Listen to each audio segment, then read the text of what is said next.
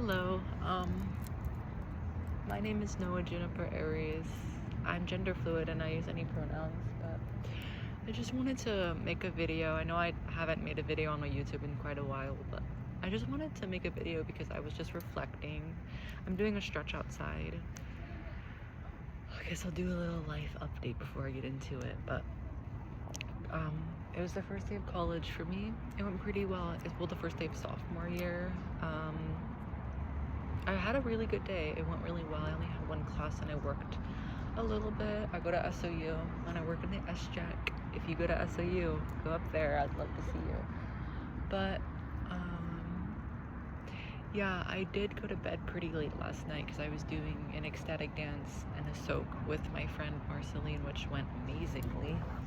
But so I went to bed pretty late, around 12:30. I know that's not really late for some people, but to put into reference, I usually get to bed at like 10:30. But yeah, I woke up at 6 and I had a good day and I got ready and I feel better now because I did do a little self-care at work. I went to a little massage chair and then I look so beautiful right now. I just gotta say that. I look very beautiful and healthy. I'm glad to see that me taking care of myself is like, me taking care of myself internally is showing externally, and it's a good accomplishment.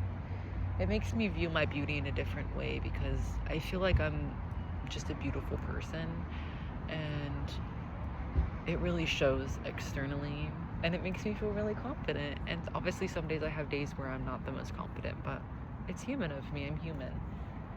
Confidence comes and goes. It's like a cloud.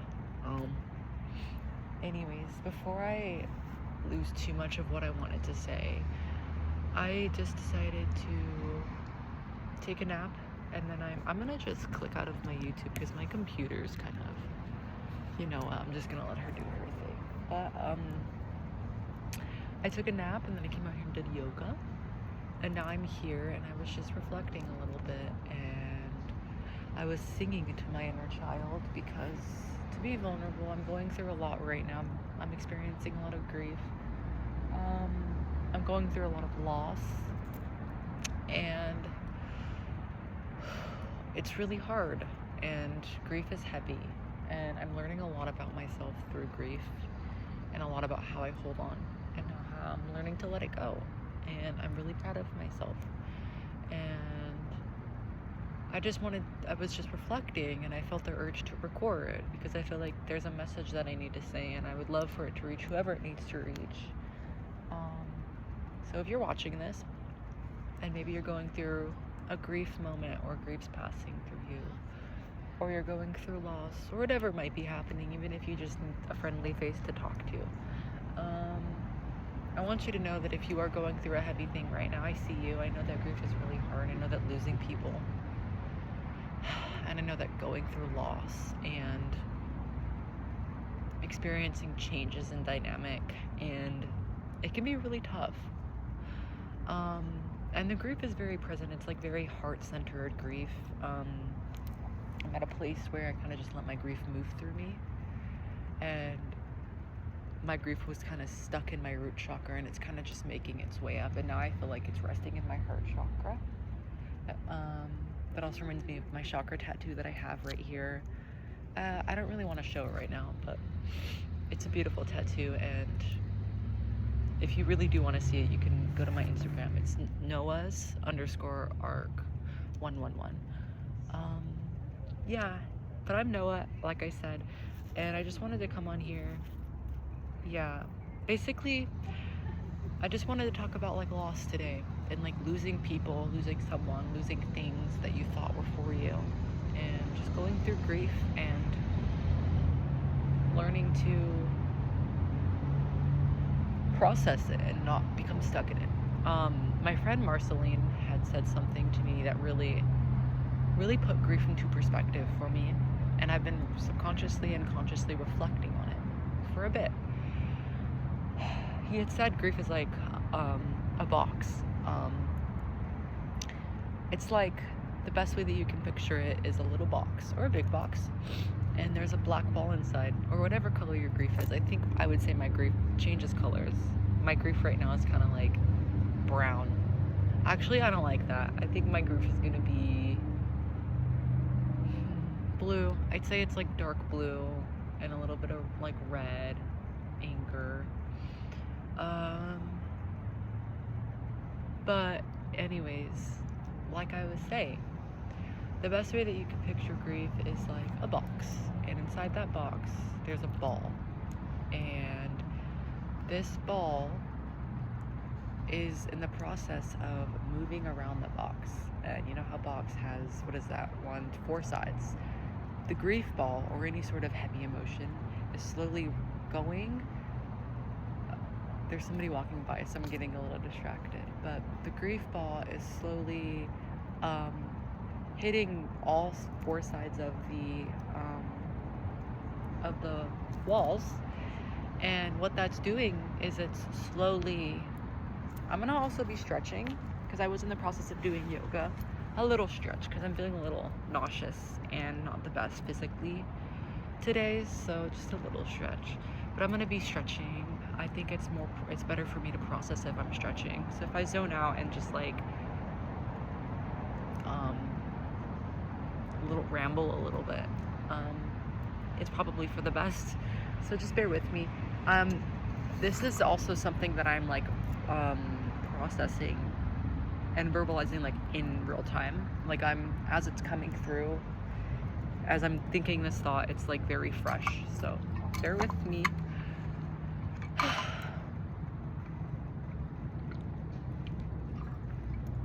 If you're watching this and you haven't drinking water today, please drink some water. Or even if you have, please take a drink of water with me. Water is so good for you, and it's so healing. Yeah, like I said, I went to a little nude soak yesterday. I couldn't do my upper body, but I did do my lower body, and it was really nice. It was so grounding, and it was really beautiful. But to speak on to losing people, the thought that I was experiencing, well, I know a lot of people in my life that are going through grief right now, and I wanted to finish the little analogy before I get into it. So grief is sort of like, well, I already explained that part, so I'm going to skip ahead a little bit. So, ooh, I got a burp. Excuse me. So, grief is like a ball, and you can picture this ball slowly hitting each sides of the box. And every single time the grief ball hits a side of the wall, it gets smaller and slowly shrinks and shrinks and shrinks and shrinks. And in time, the grief can go away, but I would also say that grief comes and goes. Like, it's never just like, when you go through a loss of somebody, I feel like there's always a little bit of pain there. That's just part of being human, you know, when you lose somebody, whether that's romantic or platonic, or maybe it's even a pet, that pain's kind of gonna always be there, like a little scar, if you will. And it's not that it necessarily hurts, but it's that you can remember the pain. And that reminds me of just how I used to be very depressed, and I'm gonna put a trigger warning on this for sure, but I was suicidal, and I did self-harm, and oftentimes I see my scars on my thighs, and I see the scars on my chest, and I look at them, and I like to touch them, and seeing them, they don't hurt anymore, but when I see them, I can remember the pain that I went through, and remember the grief that I was feeling when I had done that. And it just reminds me of the fact how important it is to let go. Well, I don't know, actually. I don't know where I was going with that, to be fair. But yeah, that was just a little thing. And so, as Marceline had told me that, we were at Lithia Park, as he had told me that something had come to mind that often when people do go through grief, including myself, we can often hold on to the ball of grief, and when it's trying to travel through us. Dude, I shaved my armpits for the first time in 2 years, and I'm like, what the heck? She's bald, bro. Britney Spears, she's bald. But, yeah. I'm kind of losing my train of thought, but that's okay. So yeah, when this ball of grief is trying to hit the wall and trying to move through you, oftentimes what people do, understandably so, but what people do is they like to cling onto the grief and hold on to the grief, because when you're going through grief and you're in a deep emotion or an emotional wave, emotions are, waves and energies in motion. They're feelings in motion. And I like to think of it like an ocean. I've got an ocean of emotion inside of me, and sometimes I get stuck in it. And I sometimes forget that emotions are meant to be fluid, and they're meant to flow through us, whether that's fast or whether that's slow. I'm just gonna turn my computer off because it's distracting me right now. It's such a beautiful view. It's such a beautiful view. I'm such a beautiful person. You're so beautiful. I love you.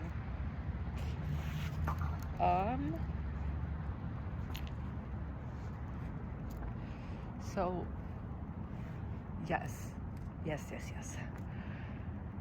Emotions are meant to be fluid, and when we hold on to them and we are sad and we are going through a grief moment, or we're going through something that's really hard, like losing somebody or something, or anything, any sort of grief, any sort of loss, even when it comes to any emotions, this can be applied to any sort of emotion. It could be anger, frustration, which I'm learning now that it's really important to be angry. I would say that I have romanticized myself to be a very nice person, and people might see me as a very nice person, but I think that there's more duality to me. And I don't want to be known as just being like a very sweet and nice person, because that makes it to where people can feel like they can take advantage of me. I'm a very kind soul, and I've gone through a lot of shit in life, so I can have a lot of compassion for a lot of people. But I think that when people disrespect me and they do something to harm me, whether conscious or subconscious, first you need to do some shadow work, honey, and I wish you the best, but you're no longer welcomed in my life. And I'm closing, I just saw my old roommate, I'm closing my heart to you, and I'm not gonna let you in my space anymore, because you're not welcomed, and you're not going to serve me, and you don't know how to hold this much grace, and you don't know how to hold this much compassion, and you don't know how to hold it. And that's okay, honey. It's okay. But it's just the fact that maybe one day our paths will cross, but for now, I'm going to let you go, because you need to do some more work on yourself, honey. And I think that when people come into my life and I will show up with so much grace, and I will show up with so much compassion, and I'll show up with so much love to give and care to give, because like I said, like, I'm a soul who has gone through a lot of things. I've experienced abuse physically, mentally, sexually. I've experienced abuse in a lot of ways, and neglect. I've experienced so much pain and so much grief at such a young age, and to say the least, life has not been easy for me. But with the strong soul that I am, I'm an Aries, so I'm a motivated person. But with the pain that I've gone through and the life experiences that I have experienced and the things that I've gone through, which no person should ever have to go through, I took that as an opportunity to grow, and I took it as an opportunity to evolve and to gain so much wisdom and strength from it. And I'm still only 19. I have a lot to go. I have a lot to grow. I have a lot to learn. I have many areas in my life where I'd love to grow.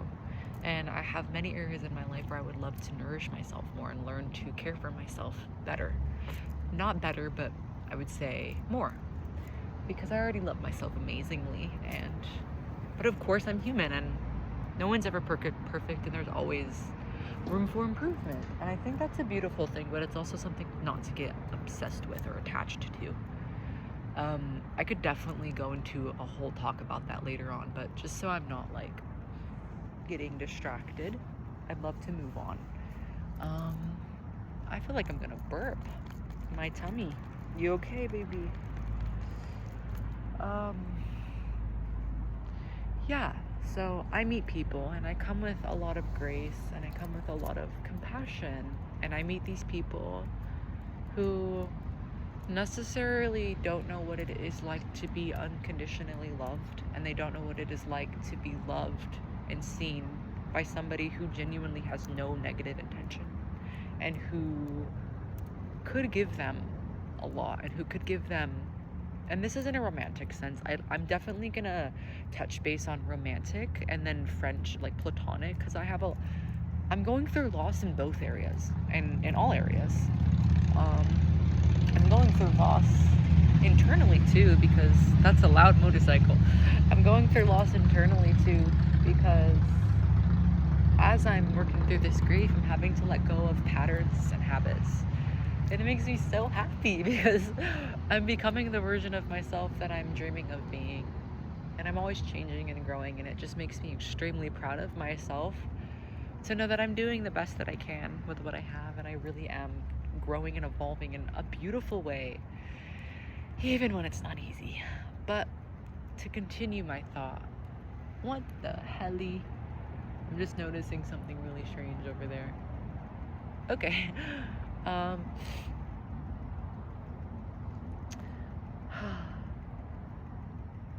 So, like I said, I've met people, they didn't know what it was like to be unconditionally loved, and they all come with their own set of trauma and their own set of pain.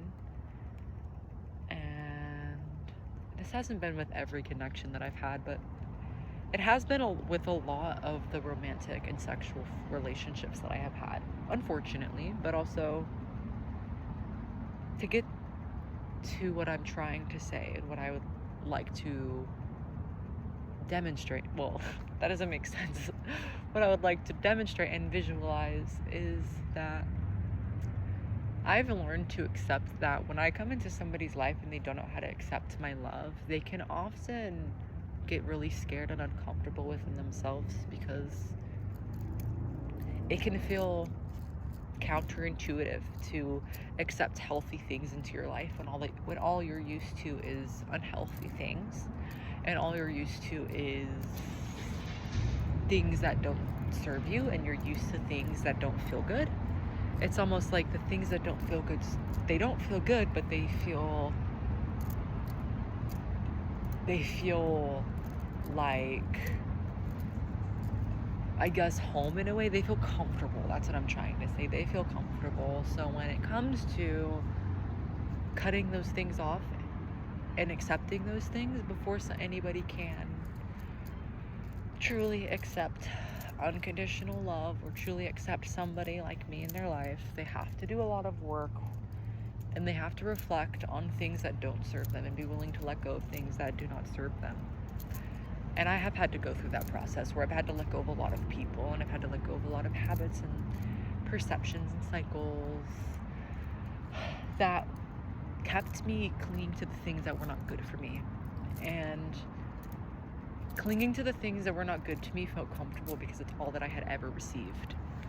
And it makes sense why I didn't feel comfortable in the past to accept unconditional love. Sometimes I still don't even feel comfortable. There are definitely still versions of my inner child who do not feel comfortable, and it'll probably always be with me, but I'm learning to work through it with her and act in real time. There will be parts of myself that may, for a while, never feel worthy of love or like they deserve it. And it's the saddest thing to me that people grow up and think that they're conditioned to believe that they are not worthy of love and they are not worthy of kindness. And it's making me kind of want to cry, because it's just like, it is so sad to see what the world can do to somebody, and what people's neglect and what people's lack of nourishment and love can do to a child and then what that child can grow into being is unfortunately sometimes not the kindest people, but it's just really sad to know that people in this world, including myself, sometimes do not feel worthy of love, or feel like there's something wrong with them, or feel like they need to change themselves to be worthy of love. Because the fact is that we're always worthy of love. Everybody is worthy of love. We come into this earth worthy of love. We are love. We're made of love. Humans are love in the most beautiful form, and it's sad to think that some people forget that. And then what happens is when they do meet people like me, and this isn't, of course, every single situation, but it's just like a philosophy that I've been developing. When people meet people like me, or they meet people who love unconditionally, it could be a job, it could be a friendship, it could be a relationship, it could be anything. They fumble a good thing because they are not used to having a good thing in their life. They self-sabotage. And don't get me wrong, like in the past, and probably sometimes even still, like I fumble good things because I don't know how to receive in the ways that I wish that I did. And it could be really tough and disheartening, because it's not that I didn't want the good things, but it's just that I didn't have the knowledge to accept it into my life. And my point being is that when people come into my life and I give them my love and my care and my compassion, and they do me wrong or they disrespect me, it hurts deeply. It really hurts to be taken advantage of, and it hurts for people to take advantage of my love and of my compassion, and it makes me want to shut it off to the world. Well, I wish I could say that it did, but it really doesn't. In the past, it really did make me want to shut off my love to the world, because it made me I didn't want to get hurt, and I knew that the only way not to be hurt, well, I thought, the only way not to be hurt would be to shut myself off and self-isolate. But I realized that by shutting my heart off and by self-isolating, the only person that I was really hurting was myself. And I was blocking out experiences and situations that would have otherwise helped me, or in other words, it's kind of like when you shut off your heart from being open and from experiencing pain and from experiencing grief, you are shutting yourself off from experiencing such beautiful feelings. Because even though grief and sorrow and loss are such heavy fucking feelings, they are beautiful and they hold so much wisdom. And when you give yourself the time and you give yourself the space to feel the pain and to brave the storm, first of all, I am so proud of you, my love, and I love you, and I'm so fucking proud of you. And if nobody has told you that you're doing an amazing job, you are doing an amazing job, and I'm so fucking proud of you, because going through grief and experiencing something so heavy and still being able to open your heart and being able to let the grief and the pain pass through you, and still being this beautiful, loving being who is still giving their love out and accepting love in while also still going through so much pain, is literally so brave. Because when you're going through grief, you feel so weak and you feel so vulnerable, and it can feel so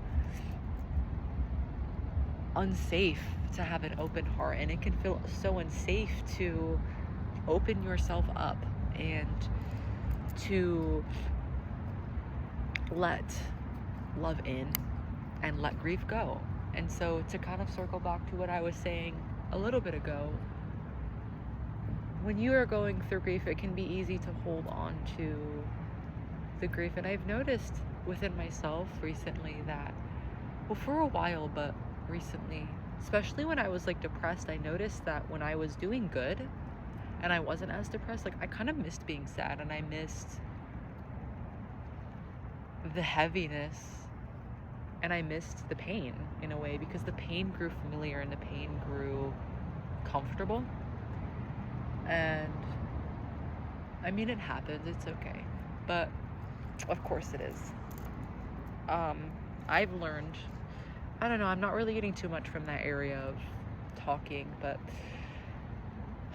I've learned within myself, my inner child is kind of coming through right now, so I'm just going to talk to her real quick.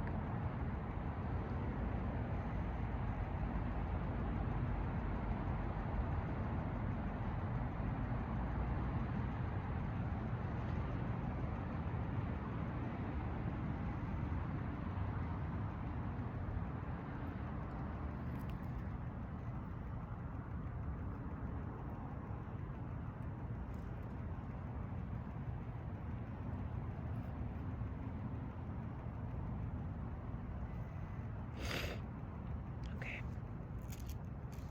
So, I feel drawn to talk about,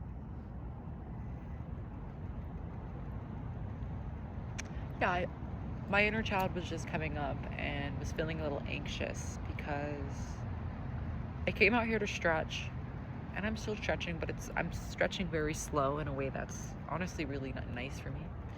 And when I get back home, I'm gonna cook myself some dinner, and I was thinking of, well, I'm having anxiety because I don't know whether I should paint or whether or not I should watch a movie. Because right now I'm very tired, and movie sounds very nourishing. The movie sounds very nice, but my inner child, not knowing and having this uncertainty, is kind of scared, and that's okay.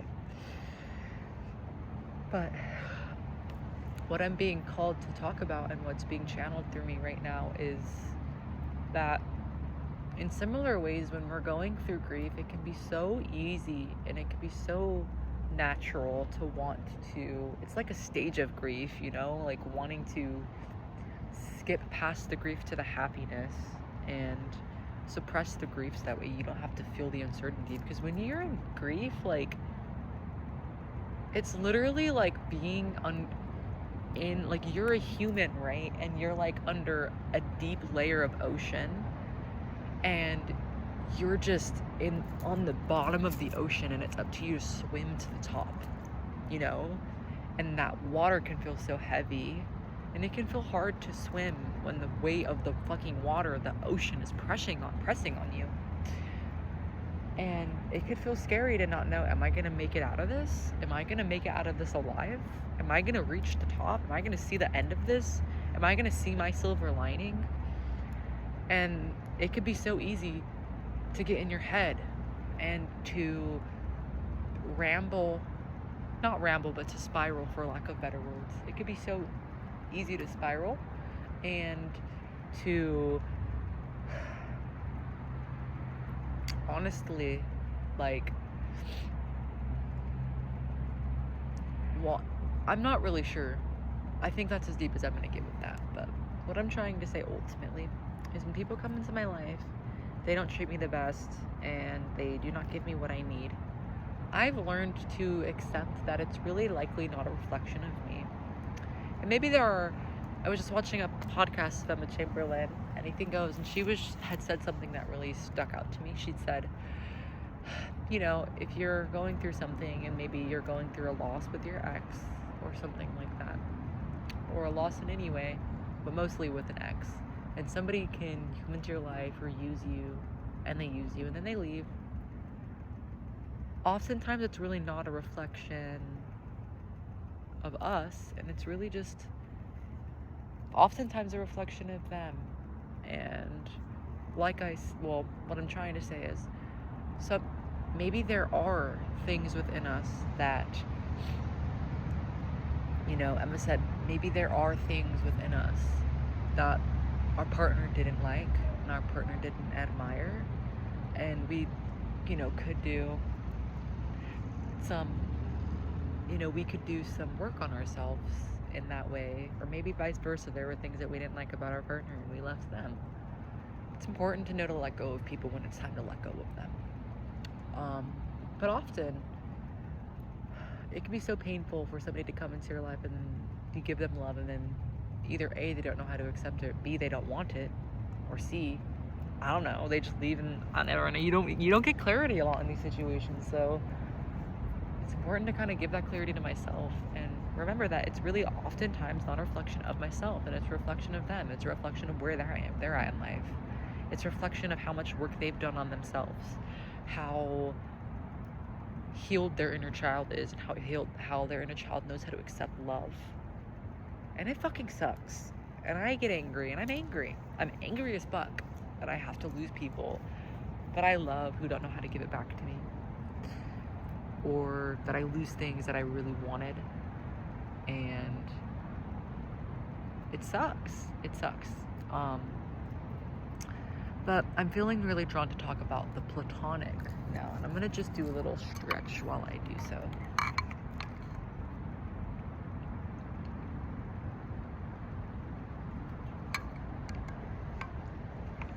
So, I think I'm gonna, honestly, I think I might just leave, well, yeah, I'm gonna leave my like right there, that's good, yeah, whew. Excuse me,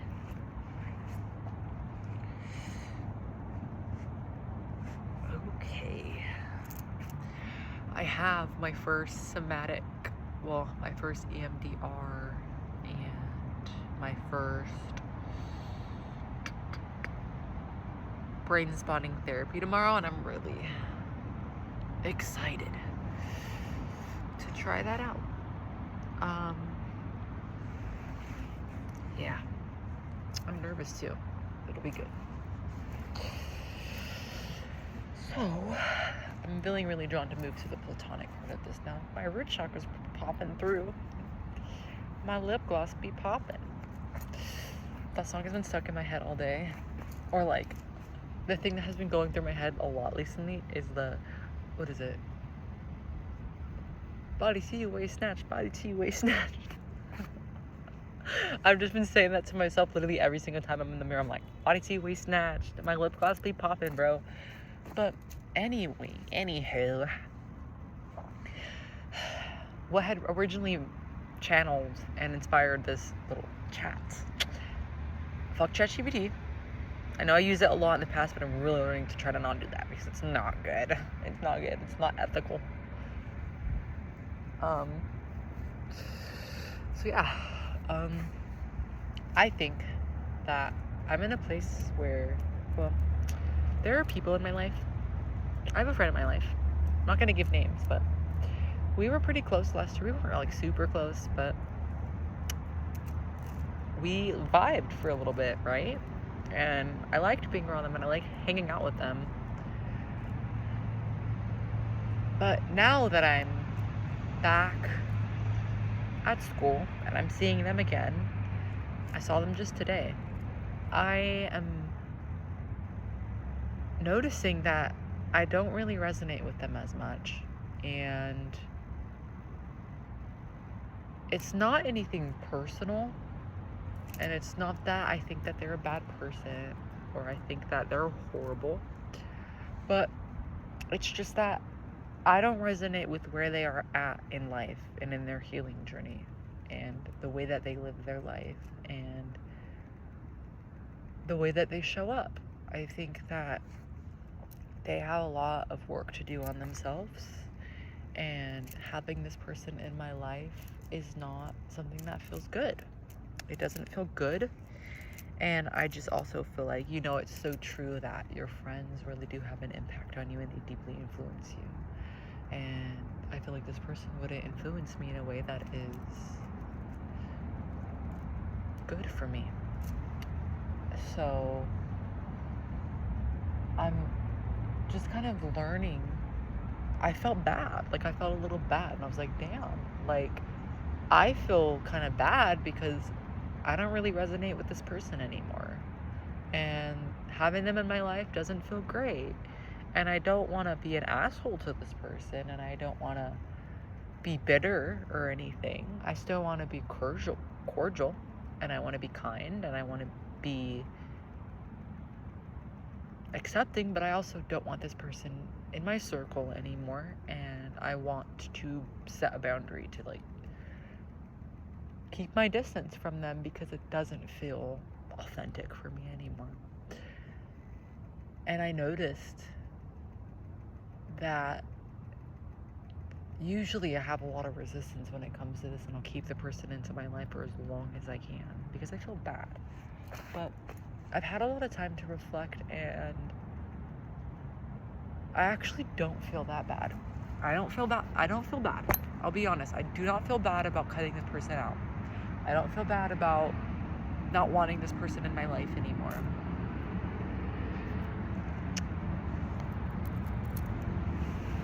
I don't feel bad about, setting a boundary and just accepting that this person just really is not for me, and this person is not meant to be in my close circle, and there's nothing wrong with that.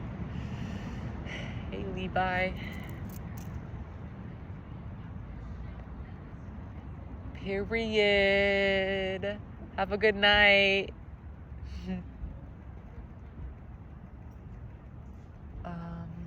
But yeah, I don't feel bad. And I set a boundary with this person today multiple times. And of course, they would like to have access to my energy, but I just had to kindly and respectfully say, no, not right now. And it felt a little bad at first because I don't want that person to feel badly about themselves. So like there's something wrong with them. It's just the fact that I don't resonate with these person's actions. And I did not feel bad. I do not feel bad still for setting that boundary. And yeah, the moral of the story is I think that it's important.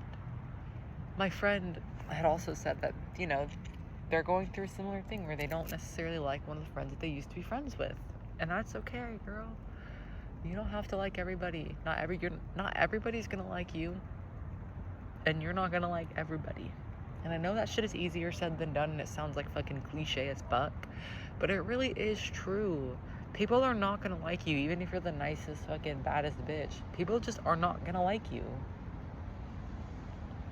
They're not gonna like you, or there might be people in your life who you just don't like them, and that's fucking okay.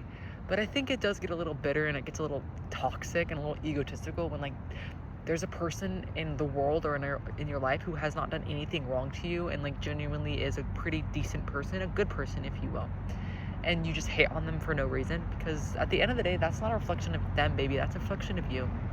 That's a reflection of your own insecurities. And my love, you got to do some shadow work. And don't get me wrong, there are people in my life who I have jealousy towards. I'm human. There's people in my life that I'm jealous of. And I know that there's people in my life who are probably jealous of me a little bit. But I'm learning to not try my... Hello? I'm learning my best to try to not let the jealousy take over me. And... Ooh, that's a good hip stretch. To try my best not to compare myself to other people, because there's definitely, damn, I look thick. There are definitely people in my life who I feel jealous of, but there's also definitely things about them that I feel like I don't like. And even if I see somebody in my life who's like all perfect, and I see them and I perceive them as being like this perfect person, there's 100% an aspect of them that I probably don't know about, that I definitely wouldn't want to possess myself. So, and to say it's vice versa, like people in the world who are comparing themselves to me, like there are probably versions of myself that you wouldn't like to have or you wouldn't like to possess. So before you compare yourself to other people, remind yourself and remember that nobody's fucking perfect. And I know it's easier said than done, but it's true. Nobody's fucking perfect. Yeah. Anyways, that's really all I'm feeling about processing. I'll do a little stretch and then I'll end the video.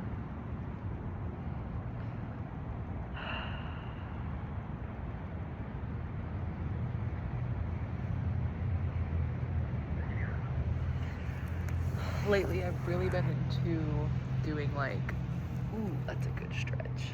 I've been into doing like little get readies with me in the morning, which you should follow my Instagram account. I'll put it in like the link, not the link, but I'll put it, well, I guess I could do that. I could do that. I'll put it in like the little description. But yeah, I've been really into doing get readies with me, and it's been really fun. And I like posting these videos because they're really fun. They're fun. They're so fun. But it also can be a little scary because I'm low-key very mindful of how I put myself out there, and I'm worried of putting myself out there in this way because it's vulnerable, and I don't want people to be like making fun of me and shit. But also, like, if you're making fun of me, I'd love to see you do the same thing. I'd love to see you have the confidence that I have to post get readies with me in my fucking tidy whities and be outside stretching and see, like, honestly, I'm getting a little defensive, but people who are like that, not literally, probably nobody's like that, but I'm creating my own problem. But fuck the haters all. That's all I gotta say. Okay, peace out.